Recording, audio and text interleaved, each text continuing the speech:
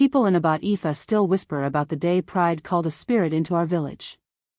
I was there when the drums spoke and the world held its breath. Listen closely, I will tell you how it truly happened. If you're watching this video, please like, subscribe to the channel, and tell me in the comments where you're watching my folktale story from. I want to know how far it has traveled. The drums in Abat Ifa spoke like thunder that afternoon. Women clapped. Children ran in circles. The elders sat on stools, faces calm, eyes sharp. One by one, maidens walked before them, heads high, beads clicking softly. Chief Edem's only son, Itoro, sat apart on a carved stool. He held an ivory fan and kept his chin lifted as if the clouds were his friends. When a girl finished her bow, he waved the fan once. No, he waved again. No, his voice was smooth but cold. People whispered. Is he blind? Is he cursed with too much pride? The talking drum answered with a teasing beat that made some laugh and others frown. The Abang's niece came dressed in coral, even she received the fan's slow, cruel wave. I stood near the palm wine stall and watched the boy prince harden his heart. His smile said, I deserve more than any of you. A storm gathered behind his eyes, the kind that breaks roofs and bends trees. When the last maiden stepped back, silence fell. Itoro rose and spoke to the square. I will marry only the woman whose beauty stops the world, he said. Bring me a bride who silences wind, bird, and drum. The drum fell quiet at once. Even the dust hung in the air, as if waiting for this proud wish to come true. Night fell on the square like a woven cloth pulled over a sleeping child. The elders lit the council fire, and sparks climbed toward the stars. Itoro sat with his back straight, his hands clean, his eyes bright with stubborn light. The oldest elder, whose beard held the gray of many seasons, poured palm wine into a calabash and spoke. My son, he said, pride is a mask that eats the face beneath it. Spirits also love beauty. Some of them borrow human skins to trick proud men. They smile like dawn and leave villages in noon darkness. The second elder tapped the ground with a staff. There are women of river and forest, he warned. They may marry a man to test his heart. If he fails, his house will be cold forever. Itoro laughed softly and tossed a splash of wine into the fire. It hissed and jumped. I fear no river and no shadow, he said. Let any beauty come. I will be the master of my house. I felt the fire lean away from him, as if it, too, knew that words like that call trouble. The elders traded looks full of worry. But pride is a stubborn rope. Once it wraps a man, even wisdom cuts only a few strands. A third elder told of a hunter who wed a river wife and fed his children sorrow. Another warned of a chief who mocked a spirit and woke to empty barns. Itoro only smiled. At dawn, mist slept low over the Irako forest, and birds spoke careful songs. Itoro tightened his sandals, took his bow, and rode alone along the red path. He told people he was hunting antelope, but I knew he was hunting the picture inside his head, a woman too fine for mortal eyes. The forest changed as he went deeper. Cicadas stopped singing, and leaves seemed to hold their breath. Sunlight fell in thin lines, like spears stuck into the earth. Itoro felt mighty, as proud men do, and pressed on. Then he heard it, a soft humming, like someone singing to a baby. Strange thing, the sound curled through the trees even though the air was still. He pushed a branch aside and saw a pool of water lit by a broken roof of sun.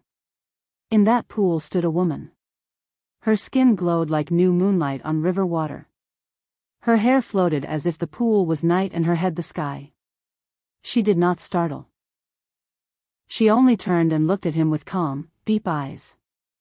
At that look, the forest itself seemed to kneel. Even the ants paused on their paths. Itoro forgot his bow. He forgot every girl who had passed before the drums. The proud wish in his chest woke and reached out its hands. The woman stepped from the pool with water sliding off her like a silver cloth. She smiled without showing teeth. I am Ikaet, daughter of the deep grove, she said. Her voice sounded like wine through raffia, soft but steady. Itoro tried to speak and found his words tangled. He dropped to one knee, not from respect, but from shock. I am Itoro, son of Chief Edem, he said at last. Come with me. Be my wife. I will build you a house with walls that sing. Ikaet tilted her head, studying him as a hawk studies a field. Men make bright promises in daylight, she said. Night hears the truth. She lifted a sealed clay gourd from the grass, tied with red thread, and held it close. Itoro was bewitched. He did not ask what river hid in her eyes or why the forest had grown silent. He did not ask about the gourd or its secret weight. He wanted only to claim the beauty that froze his breath. I will marry you today, he pressed. Name your bride price. I have goats, coral, cloth. The trees creaked like old men clearing their throats. Ikaet's smile did not change. But the pool behind her made a small circle, as if a finger drew a ring on water. The forest listened, waiting for his answer. Ikaet set the sealed gourd against her hip and spoke 3 conditions in a voice that cooled the air. If we marry, she said, you must promise 3 things. First, do not follow me at night.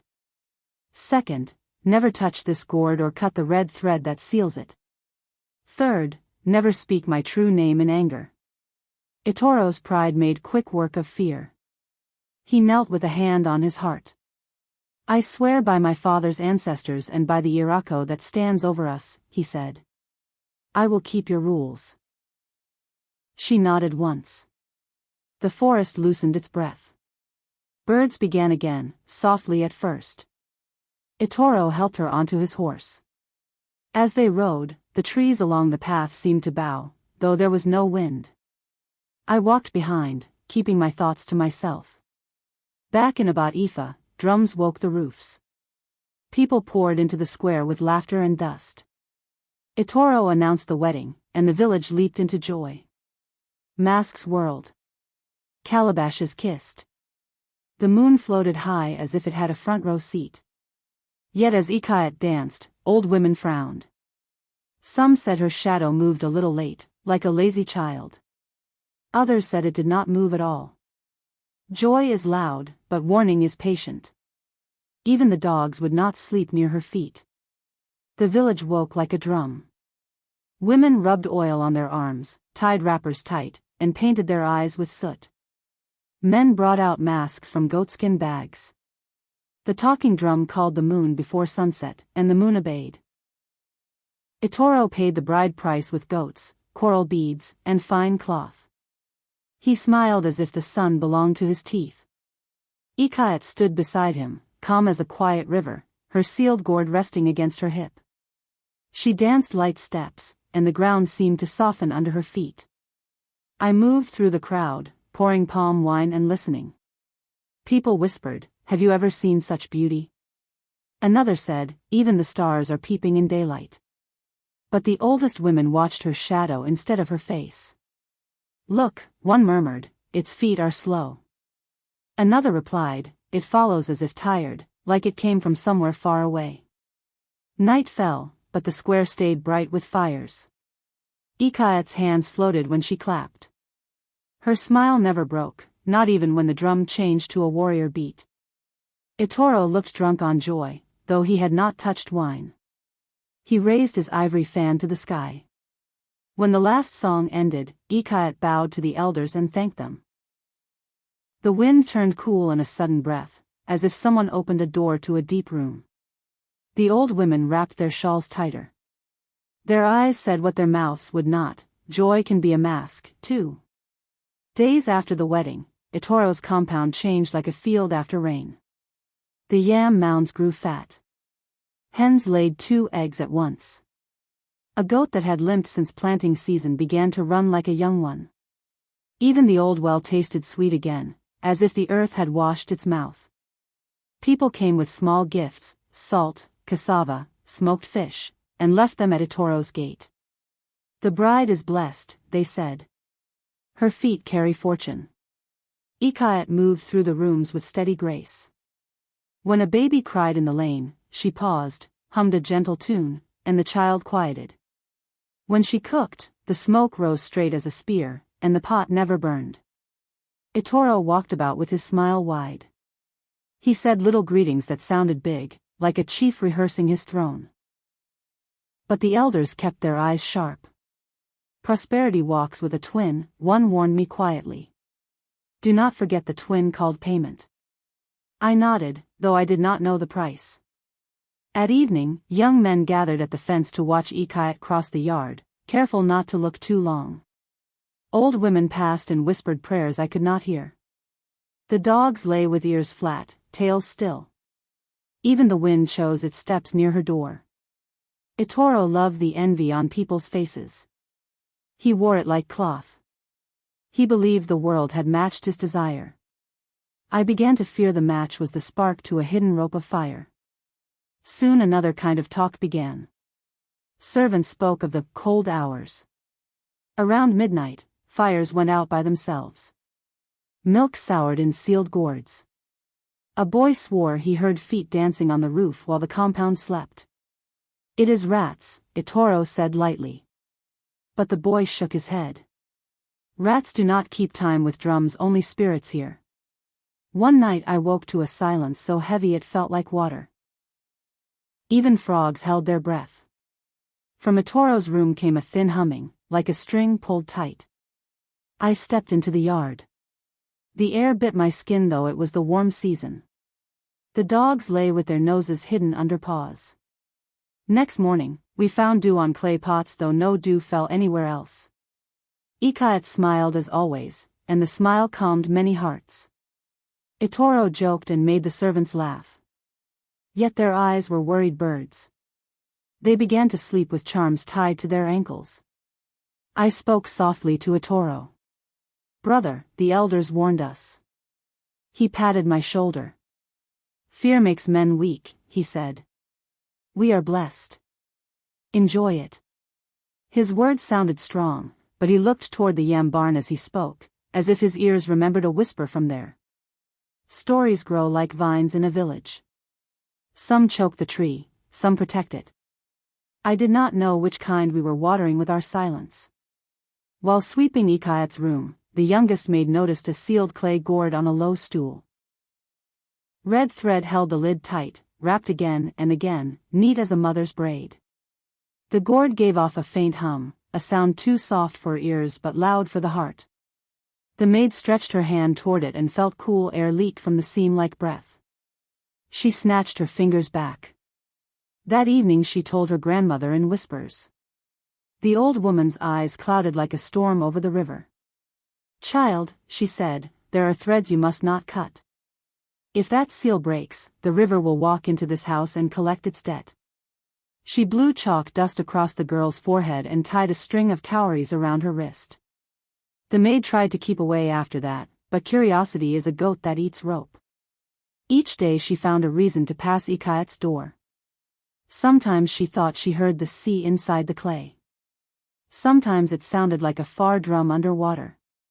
The dogs would not cross that threshold.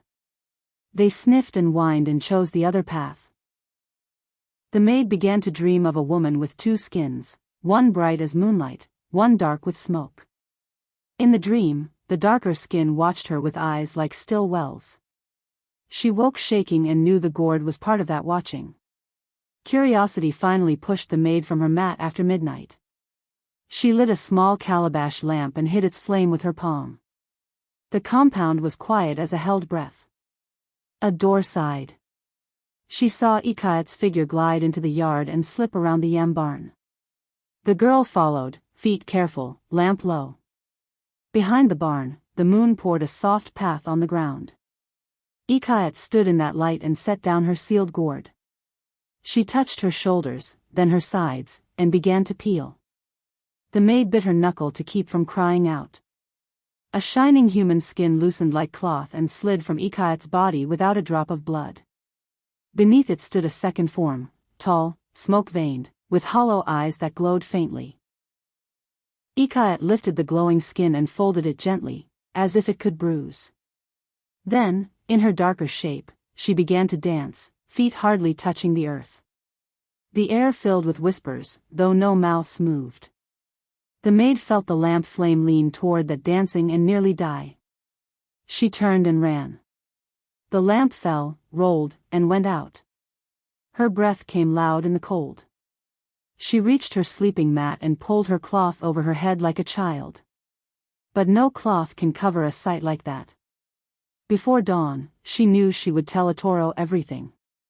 Before sunrise, the maid came to Ettore with lips white as chalk. Her hands shook so badly she had to grip her skirt to keep them still. I stood by the doorway and heard every word. She spoke of the cold yard, the moonsoft ground, and the woman who peeled off a shining human skin like cloth. She told of a second body beneath, tall, smoke-veined, eyes like empty calabashes that still see.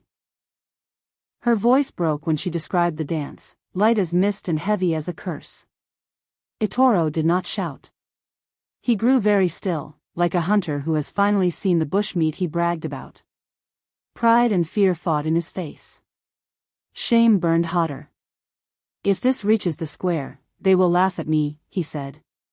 They will say I married a mask. I begged him to take counsel. Call the elders, I said. Return the bride price. Send her away with honor before shadow turns to storm. But the word honor sat badly on his tongue. He paced the room, palm on the ivory fan, eyes on the yard. No, he said at last. I will end it myself. The skin is her doorway. Close the doorway, and she belongs to me. The maid sobbed that the spirits would charge a heavy fee. Ettore's mouth hardened. Better a fee than a lifetime of mockery, he answered. In that moment, the path chose him. We planned with dry mouths and quick hands. Behind the goat pen, Ettore had us dig a shallow pit, lining it with palm fronds and the oldest firewood, wood so thirsty for flame it might burn at a whisper. He sent a boy to fetch palm oil and a gourd of ash from the shrine hearth. The maid, trembling, plucked kindling, her eyes never leaving the path by the yam barn. Send her away, I urged again. Let her keep what she is. Pride is not a roof. Ettore's jaw worked like a grinding stone. A chief's son does not return bride price, he said. If I yield now, I will crawl in my own compound forever. He tested the oil, poured a thin ribbon into the pit, and watched it soak the wood. When she goes to dance, he said, we take the skin and feed it to fire. The door will close. The maid whispered, Master, she folded it gently, like a baby. Her voice made the night colder. Then the fire must be quick, Ettore replied. No baby lives in a borrowed shell. We smeared ash on our faces to hide our scent, a foolish trick against a spirit nose, but it steadied our hands. I tied my courage like a cloth that kept slipping. In my heart I heard the elders' warning beat a drum with no skin, beauty you try to own will turn and own you. Still, I stayed. Friendship is another rope. Dusk bled into purple, and the compound yawned with false sleep. Ikaet plaited her hair, humming that thin river song that made the air taste like coins. She set the sealed gourd by her mat and told Ettore not to wait up. He smiled with a softness I did not trust. Rest will find me, he said, turning his face to the wall. When her steps faded, he rose like a shadow learning to walk. The maid held a firebrand cupped in a calabash, its glow stitched shut by a lid with tiny holes. We moved past the snoring goats and the shut mouths of claypots. The dogs pretended not to see us. Even pretended fear is still fear.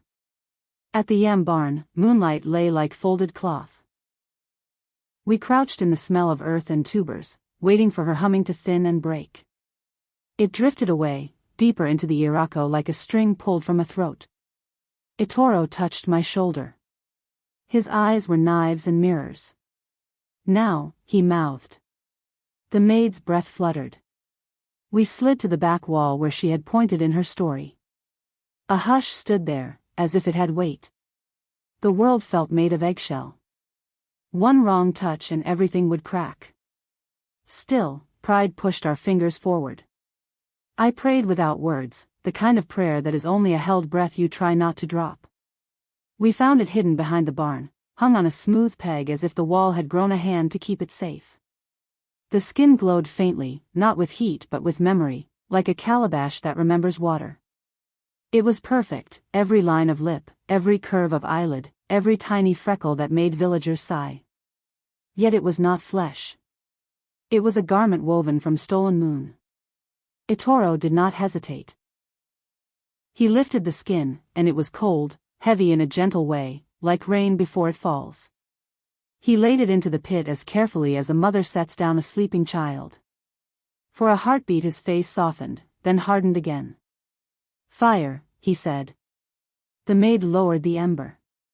Palm oil caught with a low blue tongue. The flame touched the skin, and it shrieked. Not loud, but inside the bone, a thin cry that made my teeth taste metal. The fire ran in green and blue, licking the edges like a jealous tongue. A smell rose, rain on dust, river rot, sweet flowers dying. The air shifted. Somewhere far in the forest, drums stumbled and then found their feet again. The moon looked away, sliding behind a thin cloud. "Faster," Itoro whispered, feeding sticks. The skin curled, blackened, and broke into sighing ash. When the last brightness went out, the pit looked like a new mouth in the earth. We covered it. The night listened, and I wished we had given it nothing to hear. We returned to the compound on feet that did not feel like ours. The yard held its breath. Itoro pressed his palm to the wall, steadying himself, and forced a laugh he could not finish. He lay on his mat, eyes open to the dark. I sat outside the door, counting heartbeats like cowries. Near dawn, a cold breeze pushed through the house as if someone opened a door to a cave. The sealed gourd on Ikayat's stool trembled. A thread on its lid twanged like a plucked string and fell quiet. Then came a sound I have never heard before or since, a sharp, thin crack that seemed to split the sky where nobody could see. Ikayat stepped into the yard in her other body, dew dripping from her like black rain.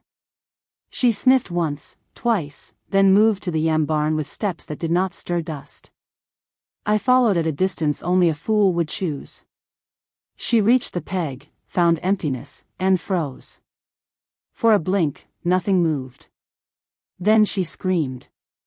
The scream was not sound, it was force. Pots burst. Goats collapsed. Palm fronds shook though there was no wind. The sealed gourd in her room jumped and rolled, but the red thread held. She knelt at the pit we had covered and scooped ash with careful hands, as if hoping to rebuild what fire had eaten. The ash slid through her fingers like a broken promise. When she stood, the yard shrank. Something far older than men had been woken, and it was turning to look at us.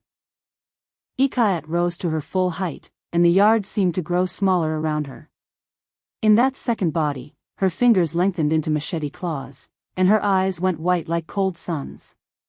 Skin sloughed from her shoulders in slow, smoking flakes. Where her feet touched the ground, the earth browned and curled. The maid fainted with a small sigh. I could not make my legs obey me. "Itoro," I whispered, but my voice hid in my throat. He stepped out, face stiff, ivory fan in his fist like a useless charm. Ikayat turned her head with a creak, the way an old door looks at you. She saw him, and grief crossed her face before fury devoured it. "You burned my doorway," she said, though her mouth hardly moved. The words landed like stones in water, rippling through the house. "You would own what belongs to river and night." Itoro lifted his chin, pride clinging like a bad spirit. "You entered my father's yard," he answered. "You will be my wife in truth or leave as smoke." At that, the air folded. The mats snapped on their pegs. The sealed gourd shivered on its stool. Ikayat's claws traced the wall, mud hardened to gray glass beneath her touch. She stepped forward, and the yard bent away from her. The dogs crawled into the woodpile and forgot they had names. Pride had called, something older had answered. She moved through about Aoife like harm-given legs. At the first compound, she dipped her claw into a water jar.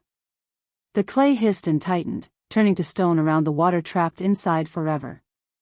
In another yard, she touched plant and leaves, they blackened and folded like burnt paper. A mother ran with her baby, but the air around them cooled so fast the child's breath fogged in warm season night. Ikayat raised her arms and spoke a sentence I will not repeat.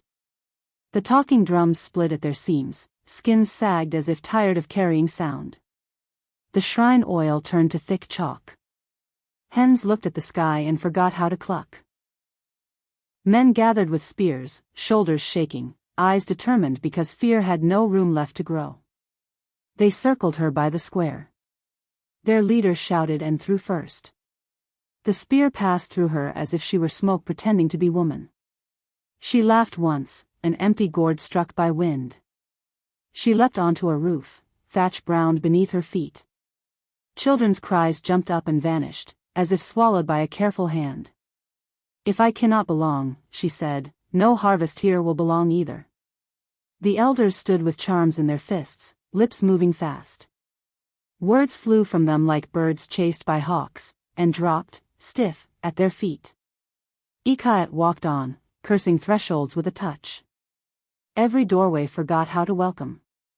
The night grew long and red at the edges, as if someone had pulled a hot wire through the dark. Fires we did not light danced in empty yards, licking mortar and leaving it wet with ash. Itoro followed at a distance, face gray in moonlight, mouth set like a closed gate. This is my doing, he said to no one. Let it end at me. But curses have ears only for debt. Ikayat tore a straight path through roofs, leaving squares of stars where thatch used to be. When warriors charged again, they found her everywhere and nowhere, claws here, shadow there. Their charms shriveled in leather pouches, their courage did not, and that was a sad, brave thing to watch. Lightning flickered without thunder, like knives shone and hidden. Goats lay down and did not rise. Mortar split with a sound like short screams. The river held back its voice, refusing to speak to a village that had broken an oath. I saw Ikayat pause by the council tree, her head tilted as if listening. Grief brushed her face again, the smallest cloud. Then anger returned, a storm that refused soft rain. She struck the tree. Sap bled like milk, then turned black. Leaves crisped into silence. Toward morning, her steps slowed. The edges of her shadow frayed. The cold around her softened.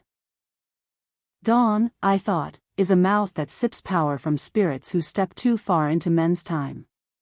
A thin line of pale gold drew itself along the horizon.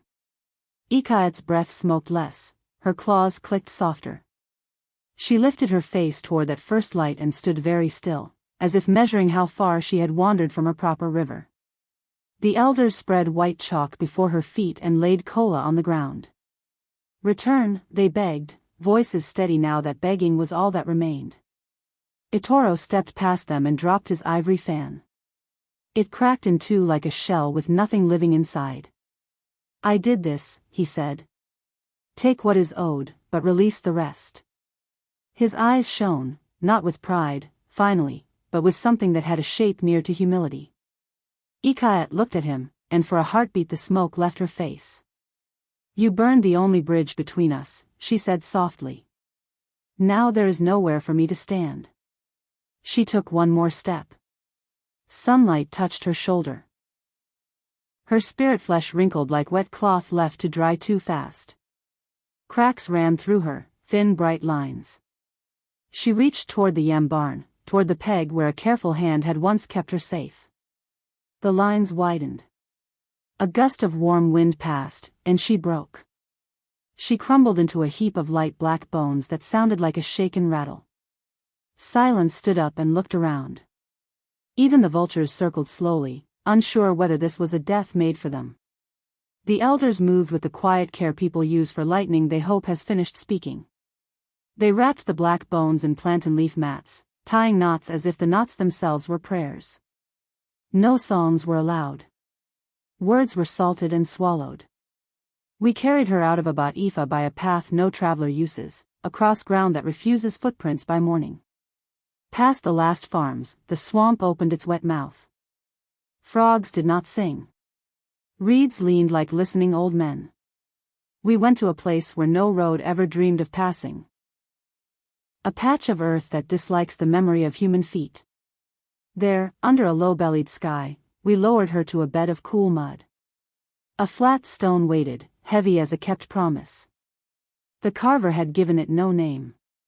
The elders set it over the grave and pressed it down until the earth sighed. One poured river water around the edges.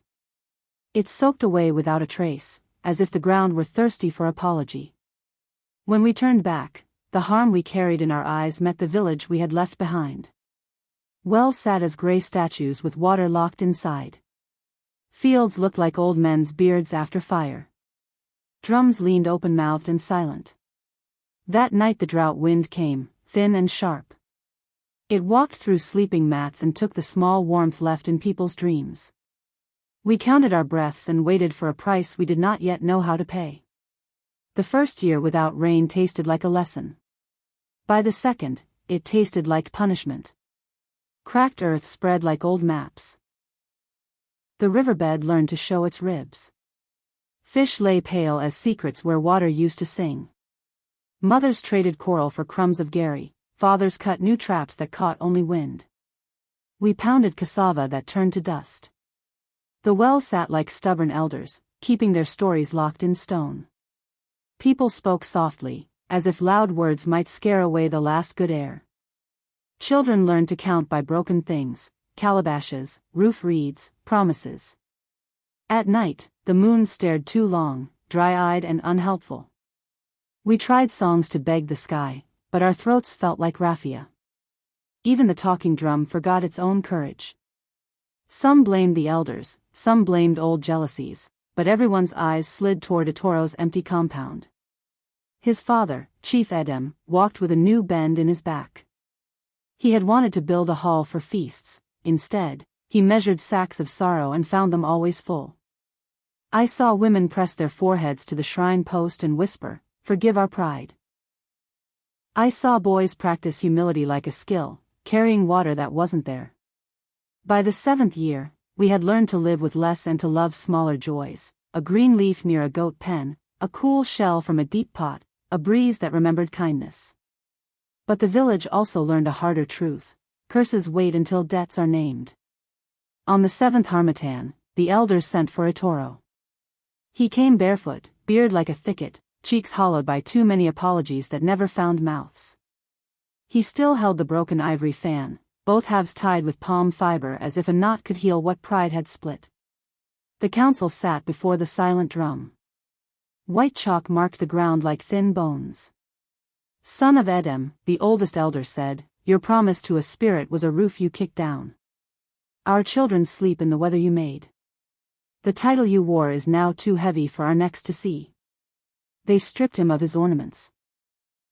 They untied the coral from his wrists and removed the leather belt stamped with his father's marks. "Go," they said. "Walk until your feet learn a smaller way to stand." He did not argue. He only bowed his head and turned toward the road that refuses shoes. Children followed, throwing small stones not from hate but because hands must do something when hearts are confused. Etoro did not lift his arms. One stone cut his lip, and the blood looked honest on him. I walked a little behind, carrying a calabash of plain water and no advice. He drank once, wiped his mouth, and handed it back. "I thought beauty was a door I could lock," he said softly. "Now I travel without walls." That night he slept beneath a broken canoe and dreamed of rain that would not say his name. 2 markets away from Abat Ifa, an old shrine sits where 3 paths argue about where to go next. Its roof leans, its walls smell of palm oil and quiet. There Etoro found a blind drummer whose eyes were white like Ikayat's angry sons, yet gentle. The man's drum was patched many times, each scar a story. "Sit," the drummer said, as if he had been expecting feet that sounded like regret. Etoro sat and listened to fingers wake a sorrowful rhythm that seemed to know our village by heart. "Pride," the drummer murmured, "summons what the hands cannot hold. Beauty is not a goat to be tethered, it is a river guest. You closed her doorway. The river did what rivers do. Itoro tried to speak, but the drums spoke better. The pattern rose and fell like breath climbing a hill and learning to be humble. Beat with me, the old man said. Carry your apology where words cannot walk. They played until the sun forgot them. Itoro's palms bled in small honest mouths. He did not hide them. When your blood agrees to learn, the drummer said, spirits will listen. Go to the place where you buried what you burned. Bring white cola, river salt, and the only thing you still own, yourself. Itoro wrapped his hands with cloth and nodded. The drummer's face turned toward a sound only he could hear. And leave the fan, he added. A broken emblem cannot carry a whole prayer. At dawn, Mist came back to walk the swamp road like a tired ancestor. Itoro went alone, carrying white cola in a leaf bundle, a pinch of river salt in a cowrie, and his bleeding hands. I followed far behind because friendship disobeys orders. The forbidden place looked the same, reeds bent in their old thoughts, frogs silent, a stone with no name pressing memory into mud. Itoro laid the cola at the stone's foot and scattered salt in a careful circle. He cut his palm with a clean shell and let the blood drop where the ash slept. Ikaet, he said, speaking the forbidden name without anger, I came to own you and burn the bridge between worlds. I come now to own nothing, to ask release for a village that has learned thirst. The swamp air thickened as if listening were a kind of rain. Water rolled up through the mud and shaped itself into a woman's outline, half river, half memory. Her eyes were grief and judgment together. Do you seek to claim me again, she asked, or to set me free from a story your pride trapped? Itoro held up his hands. I release what I tried to hold. I break the fan in my heart. Take the debt from about Ifa and bind it to my name instead. Leaves whispered as if 1,000 grandmothers sighed at once. The water woman's gaze softened, though sorrow still sat on her shoulder like a small, heavy child. Itoro knelt, lifted the halves of the ivory fan, and snapped the binding fiber. The pieces fell apart with a sound like a quiet truth finally spoken. I ask forgiveness, he said, not for yesterday's pride, which is gone, but for today's stubbornness that wants to keep it alive. He pressed his bleeding palms to the wet earth. Ikaet's water shape leaned over the nameless stone. Bones do not wish to wander, she murmured. A ripple passed through her. From the mud rose the memory of black bones, each dissolving like charred leaves in rain. She gathered them into herself as mist takes back breath. Thunder rolled from a clear sky, a question answered by a voice you cannot see. Far away, about Ifa's roofs shivered. The first drop hit my eyebrow, cold, clean, unbelieving. Another kissed Itoro's neck. Then the sky opened. Rain ran along the ground like children late for a feast. Wells sighed. Drums swelled with joy and remembered their names. We walked home soaked, laughing and crying, tasting clay and relief. People danced in puddles. Mothers lifted babies to catch blessings on their foreheads. Itoro stood at the square's edge, smaller in his own eyes, larger in ours. He whispered to the children near him, remember, some splendor belongs only to the gods. When you try to lock it in your house, your roof will learn the language of holes. The drought loosened its fist, and our village opened both hands. The story you have just heard is an old epic warning, told so we remember that pride can burn a bridge no rain can cross. Itoro wanted to own beauty and broke his oath. Our village paid with 7 dry years until he learned to bow, release, and repair what he ruined. I'm sharing this to wake our minds to humility, to keeping promises, and to protecting our people from the cost of one person's pride. If you were Itoro, what vow would you keep today? Would you try to possess what belongs to river and spirit, or would you choose honor, apology, and the courage to set things free? Tell me your answer, because every tale is a little lantern that can guide another traveler. God bless you, and may wisdom cool your words. Meanwhile, on the final screen, I'm leaving you one of this channel's most beloved folktales. I'm sure it will surprise you. Thank you for staying with me till this moment.